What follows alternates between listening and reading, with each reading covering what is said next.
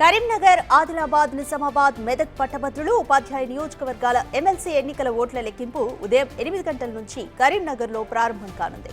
Counting కోసం మొత్తం 35 tables ను వినియోగించనున్నారు. ఇందులో 21 పట్టభద్రుల ఓట్ల కోసం, 14 టేబుళ్లు ఉపాధ్యాయుల ఓట్ల కోసం కేటాయించారు.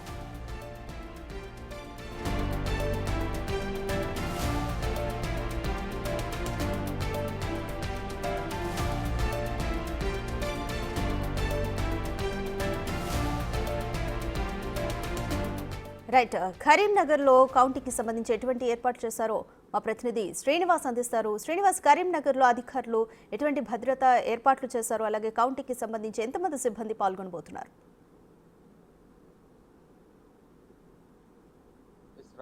మరికొద్ది సేపట్లో 8 గంటల ప్రాంతం నుంచి ఇటు ఎమ్మెల్సీ ఎమ్మెల్సీ స్థానాలకు జరిగినటువంటి ఇటు పోలింగ్ సంబంధించినటువంటి ఓట్ల లెక్కింపు 8 గంటలకు ప్రారంభమవుతుంది. ఇప్పటికే ఇటు పోలింగ్ ఏజెంట్లు తర్వాత పోలింగ్ సిబ్బంది అందరూ కూడా ఇటు కౌంటింగ్ కేంద్రాలకు చేరుకుంటున్నటువంటి పరిస్థితి కనబడుతుంది. మొత్తానికైతే ఇటు ఉమ్మడి 4 జిల్లాల పరిధిలో దాదాపుగా ఉత్తర తెలంగాణ ప్రాంతం మొత్తం కూడా కవర్ చేసేటువంటి ఎన్నికలు కావడంతో ఈ ఫలితాలపైన అయితే ఆసక్తిగా ఎదురు చూస్తున్నటువంటి పరిస్థితి కనబడుతుంది. ఉమ్మడి కరీంనగర్, నిజామాబాద్, అదేవిధంగా ఉమ్మడి మెదక్, ఉమ్మడి ఆదిలాబాద్ 4 జిల్లాల పరిధి లోపల మొత్తం గ్రాడ్యుయేట్ స్థానానికి ఇటు అదేవిధంగా టీచర్స్ ఎమ్మెల్యే స్థానానికి కూడా ఇటు ఏదైతే పోలింగ్ జరిగినటువంటి నేపథ్యం లోపల ఈరోజు కౌంటింగ్ ప్రక్రియ 8 గంటలకు ప్రారంభమవుతుంది. ముఖ్యంగా ఇటు ఈ ఎన్నికలను ఇటు గ్రాడ్యుయేట్ స్థానానికి మాత్రము ఇటు అన్ని ప్రధాన పార్టీలు అయితే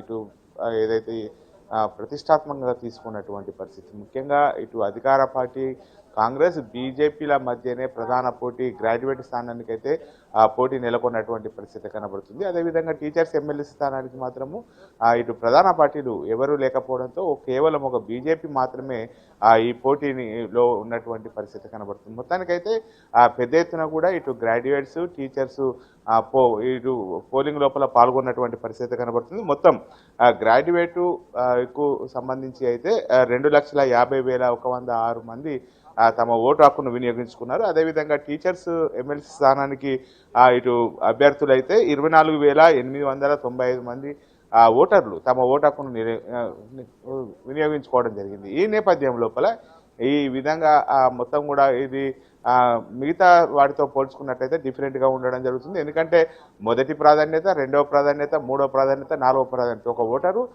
తమ ప్రాధాన్యతను ప్రకారము ప్రాధాన్యత ఇచ్చుకుంటూ రావడంతో ఇటు దాదాపుగా అయితే టీచర్స్ ఎమ్మెల్సీ స్థానానికి ఈరోజు సాయంత్రం వరకు అయితే ఫలితం బయటపడేటువంటి అవకాశం ఉంటుంది. ఎందుకంటే దాదాపుగా 24,895 ఓట్లు మాత్రమే పోలైనటువంటి నేపథ్యం లోపల సాయంత్రానికి ఫలితం వెలువడేటువంటి అవకాశం ఉంటుంది. అదేవిధంగా గ్రాడ్యుయేట్ స్థానానికి వస్తే మాత్రం ఖచ్చితంగా 3 రోజుల సమయం పట్టేటువంటి అవకాశం ఉన్నట్టుగా అయితే అధికారులు చెప్తున్నటువంటి పరిస్థితి కనబడుతుంది. మొత్తానికి అయితే ఇటు 8 గంటలకు ప్రారంభమయ్యేటువంటి ఇటు గ్రాడ్యుయేట్ స్థానానికి అయితే 70.42% పోలింగ్ నమోదైంది. అదేవిధంగా టీచర్స్ ఎమ్మెల్యే స్థానానికి 91.9 పోలింగ్ నమోదైనటువంటి పరిస్థితి లోపల మొత్తం ఇటు ఏదైతే ఒక్కొక్క రౌండ్కు గ్రాడ్యుయేట్కు సంబంధించి 24,000 ఓట్లను ఒక బెండల్గా నిర్వహించడం జరుగుతుంది. అదేవిధంగా టీచర్స్ ఎమ్మెల్యేకు స్థానానికి అయితే 12,000 ఓట్లు ఒక్కొక్క రౌండ్ లోపల లెక్కించడం జరుగుతుంది. మొత్తానికైతే మరికొద్ది సేపట్లో 8 గంటలకు ప్రారంభమయ్యేటువంటి కౌంటింగ్ ప్రక్రియ కోసం ఇప్పటికే సిబ్బంది అంతా కూడా కరీంనగర్ లోపల ఉన్నటువంటి అంబేద్కర్ స్టేడియానికి చేరుకోవడం జరుగుతుంది. 8 గంటలకు మాత్రం ఓట్ల లెక్కింపు ప్రారంభం అవుతుంది. Radhika, thank you Srinivas.